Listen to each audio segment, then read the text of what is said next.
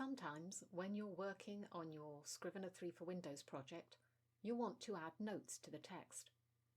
What you need for that are comments. There are two types of comments. The first can be found in the inspector under the speech bubble icon. Here you will see a window with two more icons. We're only dealing with the first one today, the speech bubble. So let's say you want to add a comment to something so that you can see it marked in the text. Simply place your cursor where you want the mark to be. Click on the speech bubble and you'll see a comment box come up. It auto-fills with the name, date and time. The name is taken from your author information under Options. If this isn't filled out, it will use a shortened version of your computer name login. However, you don't have to leave any of this there. You can just overtype it when you start writing your note.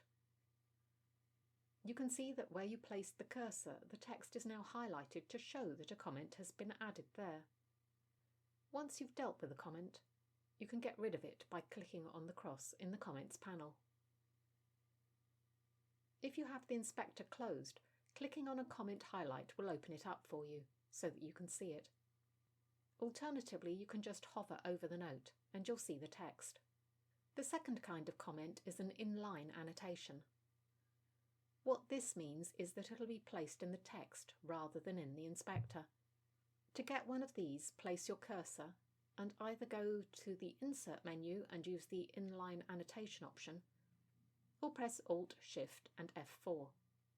As you can see, these are highlighted by colour and a box for the text. These can simply be deleted like any other text by highlighting. If you decide you want to change from inline to inspector comments, or vice versa, you can do this under Edit and Transformations. You have to be in the individual document to do it, so this isn't a global thing, but it's easy enough to do. There are a few display options under the Editing tab in Options in the File menu, if you wish to change how things look. So those are the basics of comments and inline annotations.